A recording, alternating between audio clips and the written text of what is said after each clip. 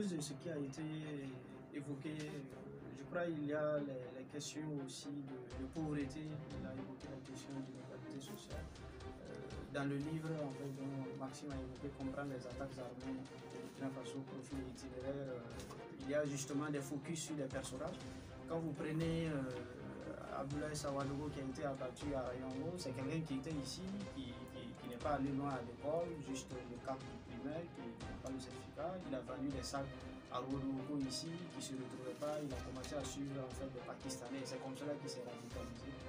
Il proclamait, il appelait ses amis pour dire qu'il était devenu djihadiste, il en était fait. Donc ça c'est une situation par exemple de quelqu'un de désœuvré qui s'est subitement du jour au lendemain parce qu'il était coincé par la vie, qu'il ne savait pas de quoi faire parce que même son commerce de sacs en fait, il semble qu'il était tombé en faillite donc il se cherchait. C'est comme cela qu'il s'est laissé embarquer par le Pakistanais, après c'est le Mali et subitement il était devenu djihadiste.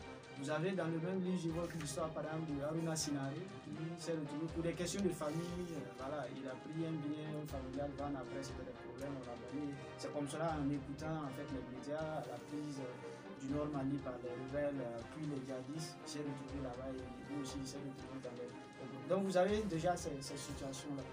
L'autre élément, au début, on a évoqué la question des bergers, comme je l'ai précisé, de gré ou de force, parce qu'il y a certains qui refusent.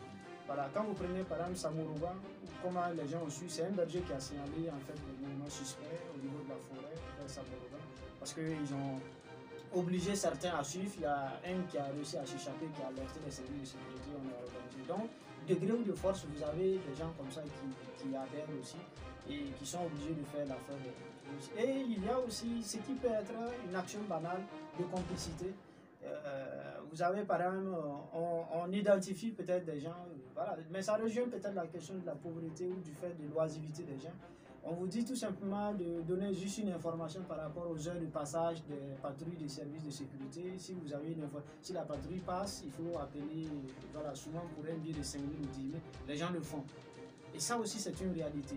Et vous avez aussi, en fait, dans la pratique de ce que je sais, les groupes armés, le fait de pouvoir s'installer, souvent organisent des prêches ou bien font irruption dans un marché voilà, villageois, voilà, rassemblent tout le monde, tiennent des discours d'extrémisme et demandent à des volontaires de se présenter. Et vous avez des volontaires qui se présentent et c'est comme cela que les gens sont recrutés. Et ce sont des réalités vécues en fait à travers le pays. Vous avez des gens pour une question d'opportunisme, pour une question de fondement religieux, pour une question économique aussi, pour une question de contrainte comme je l'ai dit.